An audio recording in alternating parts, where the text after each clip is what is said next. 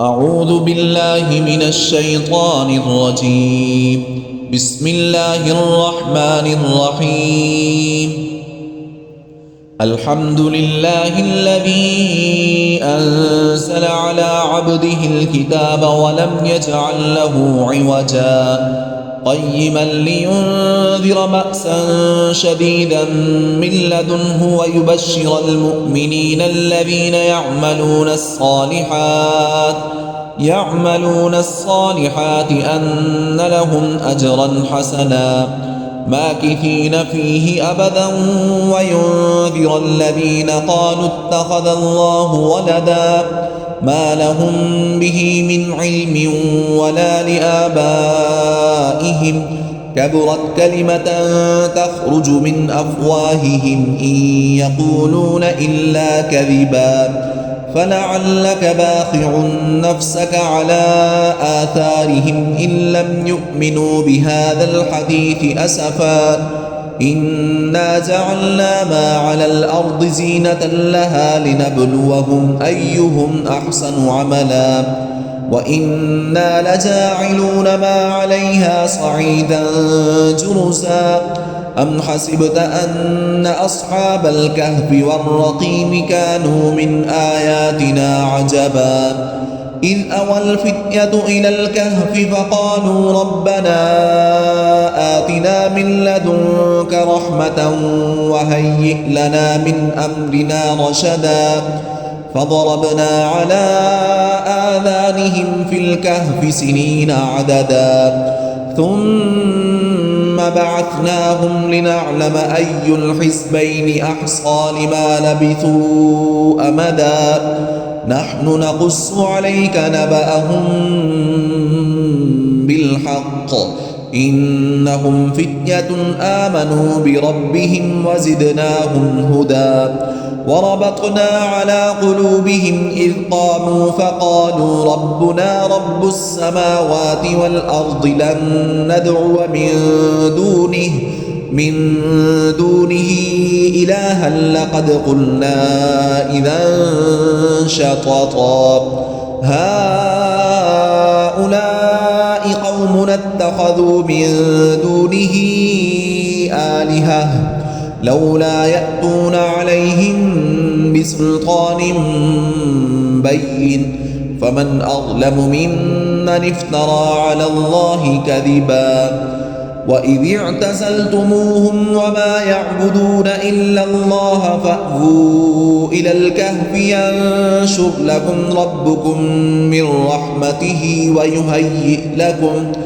رحمته ويهيئ لكم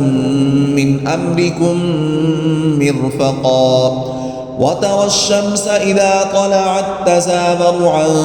كهفهم ذات اليمين وإذا غربت تقرضهم ذات الشمال وهم في فجوة منه ذلك من آيات الله من يهد الله فهو المهتد ومن يضلل فلن تجد له وليا مرشدا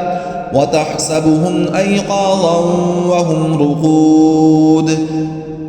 ونقلبهم ذات اليمين وذات الشمال وكلبهم باسط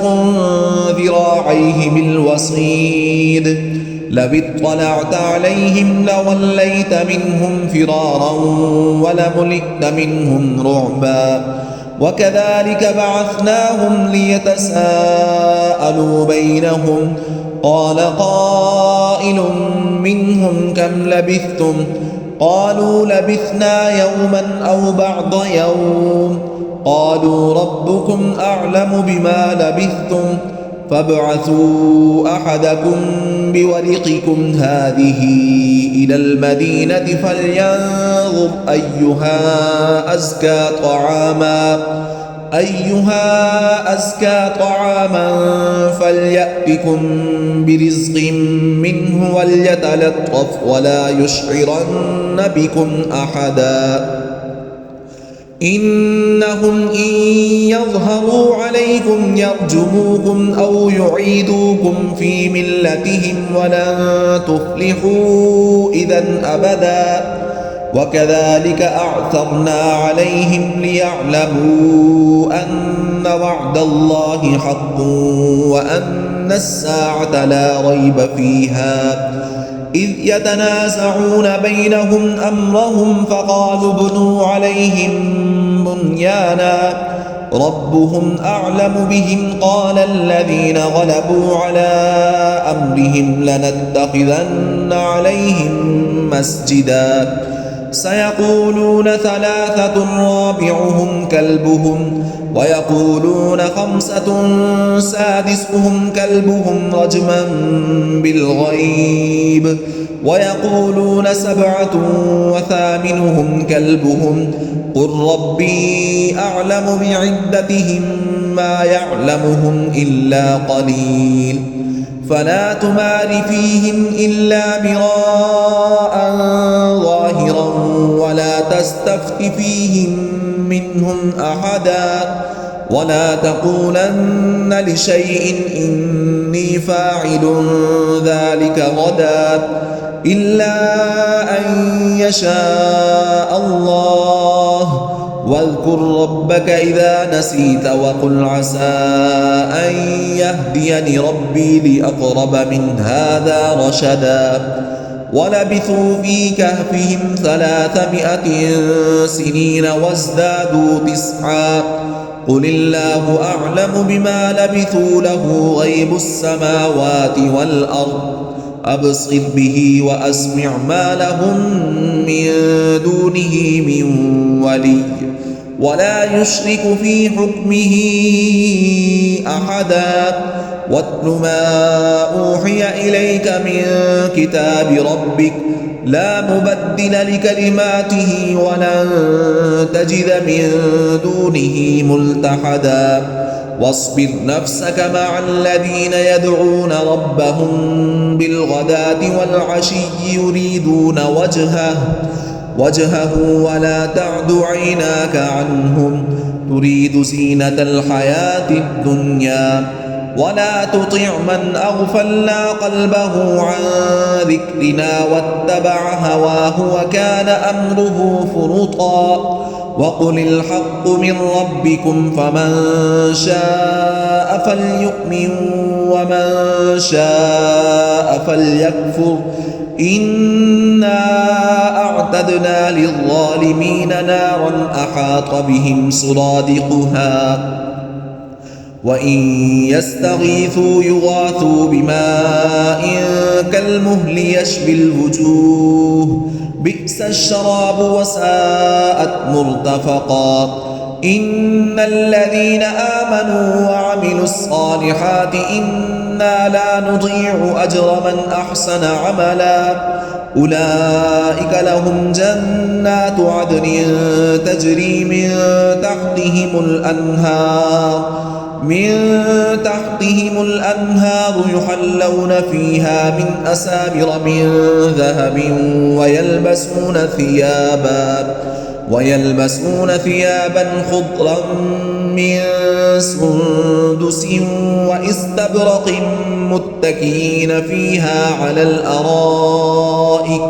نعم الثواب وحسنت مرتفقا واضرب لهم مثلا رجلين جعلنا لأحدهما جنتين من أعناب وحففناهما بنخل وجعلنا بينهما زرعا كلتا الجنتين آتت أكلها ولم تظلم منه شيئا وفجرنا خلالهما نهرا وكان له ثمر فقال لصاحبه وهو يحاوره أنا أكثر منك مالا وأعز نفرا ودخل جنته وهو ظالم لنفسه قال ما أظن أن تبيد هذه أبدا وما أظن الساعة قائمة ولئن رددت إلى ربي لأجدن خيرا منها منقلبا قال له صاحبه وهو يحاوره أكفرت بالذي خلقك من تراب ثم من نطفة ثم سواك رجلا لكن هو الله ربي ولا أشرك بربي أحدا ولولا إذ دخلت جنتك قلت ما شاء الله لا قوة إلا بالله إن ترني أنا أقل منك مالا وولدا فعسى ربي أن يؤتيني خيرا من جنتك ويرسل عليها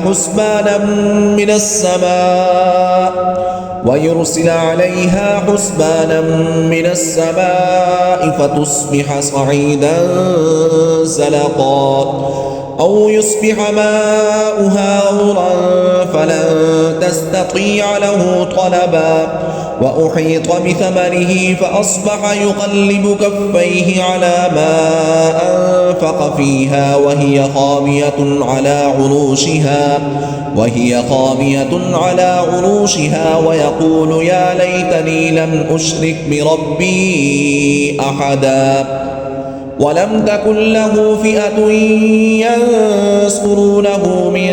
دون الله وما كان منتصرا هنالك الولاية لله الحق هو خير ثوابا وخير عقبا واضرب لهم مثل الحياة الدنيا كماء أنزلناه من السماء فاختلط به نبات الأرض فأصبح هشيما تذروه الرياح وكان الله على كل شيء مقتدرا المال والبنون زينة الحياة الدنيا والباقيات الصالحات خير عند ربك ثوابا وخير أملا ويوم نسير الجبال وترى الأرض بارزة وحشرناهم فلم نغادر منهم أحدا وعرضوا على ربك صفا لقد جئتمونا كما خلقناكم أول مرة بل زعمتم أن لن نجعل لكم موعدا ووضع الكتاب فترى المجرمين مشفقين مما فيه ويقولون يا ويلتنا ما لهذا الكتاب لا يغادر صغيرة ولا كبيرة إلا أحصاها ووجدوا ما عملوا حاضرا ولا يظلم ربك أحدا وإذ قلنا للملائكة اسجدوا لآدم فسجدوا إلا إبليس كان من الجن ففسق عن أمر ربه أفتتخذونه وذريته أولياء من دوني وهم لكم عدو بئس للظالمين بدلا ما أشهدتهم خلق السماوات والأرض ولا خلق أنفسهم وما كنت متخذ المضلين عضدا ويوم يقول نادوا شركائي الذين زعمتم فدعوهم فلم يستجيبوا لهم وجعلنا بينهم موبقا ورأى المجرمون النار فظنوا أنهم مواقعوها ولم يجدوا عنها مصرفا ولقد صرفنا في هذا القرآن للناس من كل مثل وكان الإنسان أكثر شيء جدلا وما منع الناس أن يؤمنوا إذ جاءهم الهدى ويستغفروا ربهم إلا أن تأتيهم سنة الأولين أو يأتيهم العذاب قبلا وما نرسل المرسلين إلا مبشرين ومنذرين ويجادل الذين كفروا بالباطل ليدحضوا به الحق واتخذوا آياتي وما أنذروا هزوا ومن أظلم ممن ذكر بآيات ربه فأعرض عنها ونسي ما قدمت يداه إنا جعلنا على قلوبهم أكنة أن يفقهوه وفي آذانهم وقرا وإن تدعهم إلى الهدى فلن يهتدوا إذا أبدا وربك الغفور ذو الرحمة لو يؤاخذهم بما كسبوا لعجل لهم العذاب بل لهم موعد لن يجدوا من دونه موئلا وتلك القرى أهلكناهم لما ظلموا وجعلنا لمهلكهم موعدا وإذ قال موسى لفتاه لا أبرح حتى أبلغ مجمع البحرين أو أمضي حقبا فلما بلغا مجمع بينهما نسيا حوتهما فاتخذ سبيله في البحر سربا فلما جاوزا قال لفتاه آتنا غداءنا لقد لقينا من سفرنا هذا نصبا قال أرأيت إذ أوينا إلى الصخرة فإني نسيت الحوت وما أنسانيه إلا الشيطان أن أذكره واتخذ سبيله في البحر عجبا قال ذلك ما كنا نبغي فارتدا على آثارهما قصصا فوجدا عبدا من عبادنا آتيناه رحمة من عندنا وعلمناه من لدنا علما قال له موسى هل أتبعك على أن تعلمني مما علمت رشدا قال إنك لن تستطيع معي صبرا وكيف تصبر على ما لم تحط به خبرا قال ستجدني إن شاء الله صابرا ولا أعصي لك أمرا قال فإن اتبعتني فلا تسألني عن شيء حتى أحدث لك منه ذكرا قال فإن اتبعتني فلا تسألني عن شيء حتى أحدث لك منه ذكرا فانطلقا حتى إذا ركبا في السفينة خرقها قال أخرقتها لتغرق أهلها لقد جئت شيئا إمرا قال ألم أقل إنك لن تستطيع معي صبرا قال لا تؤاخذني بما نسيت ولا ترهقني من أمري عسرا فانطلقا حتى إذا لقيا غلاما فقتله قال أقتلت نفسا زكية بغير نفس لقد جئت شيئا نكرا قال ألم أقل لك إنك لن تستطيع معي صبرا قال إن سألتك عن شيء بعدها فلا تصاحبني قد بلغت من لدني عذرا فانطلقا حتى إذا أتيا أهل قرية استطعما أهلها فأبوا أن يضيفوهما فوجدا فيها جدارا يريد أن ينقض فأقامه قال لو شئت لاتخذت عليه أجرا قال هذا فراق بيني وبينك سأنبئك بتأويل ما لم تستطع عليه صبرا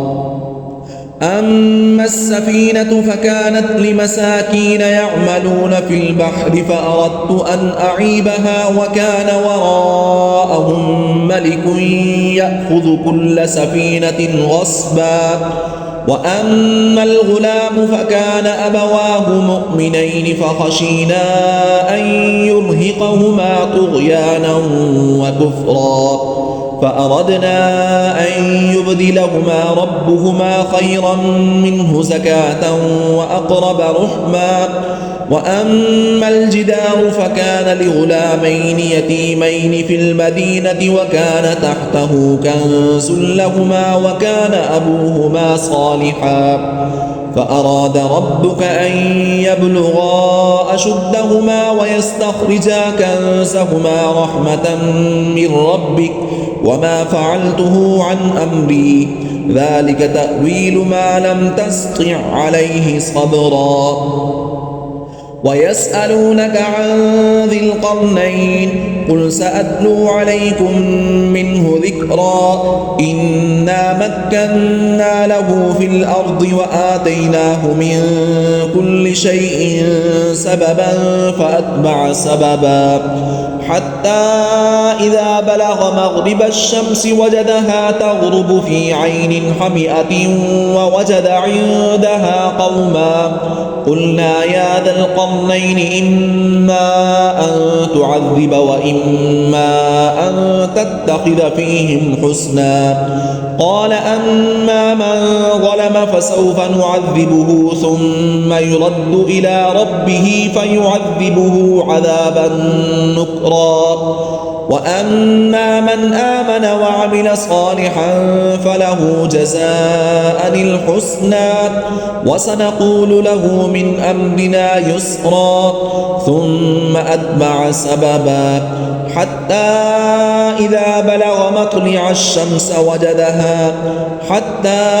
إذا بلغ مطلع الشمس وجدها تطلع على قوم لم نجعل لهم من دونها سترا كذلك وقد أحطنا بما لديه خبرا ثم أتبع سببا حتى إذا بلغ بين السدين وجد من دونهما قوما لا يكادون يفقهون قولا قالوا يا ذا القرنين إن يأجوج ومأجوج مفسدون في الأرض فهل نجعل لك خرجا على أن تجعل بيننا وبينهم سدا قال ما مكني فيه ربي خير فأعينوني بقوة أجعل بينكم وبينهم ردما آتوني زبر الحديد حتى إذا ساوى بين الصدفين قال انفخوا حتى إذا جعله نارا قال آتوني أفرغ عليه قطرا فما استطاعوا أن يظهروه وما استطاعوا له نقبا قال هذا رحمة من ربي فإذا جاء وعد ربي جعله دكاء وكان وعد ربي حقا وتركنا بعضهم يومئذ يموج في بعض ونفخ في الصور فجمعناهم جمعا وعرضنا جهنم يومئذ للكافرين عرضا الذين كانت أعينهم في غطاء عن ذكري وكانوا لا يستطيعون سمعا أفحسب الذين كفروا أن يتخذوا عبادي من دوني أولياء إنا أعتدنا جهنم للكافرين نزلا قل هل ننبئكم بالأخسرين أعمالا الذين ضل سعيهم في الحياة الدنيا وهم يحسبون أنهم يحسنون صنعا أولئك الذين كفروا بآيات ربهم ولقائه فحبطت أعمالهم فلا نقيم لهم يوم القيامة وزنا ذلك جزاؤهم جهنم بما كفروا واتخذوا آياتي ورسلي هزوا إن الذين آمنوا وعملوا الصالحات كانت لهم جنات الفردوس نزلا خالدين فيها لا يبغون عنها حولا قل لو كان البحر مدادا لكلمات ربي لنفد البحر قبل أن كلمات ربي ولو جئنا بمثله مددا قل إنما أنا بشر مثلكم يوحى إلي أنما إلهكم إله واحد فمن كان يرجو لقاء ربه فليعمل عملا صالحا ولا يشرك بعبادة ربه أحدا. صدق الله العظيم.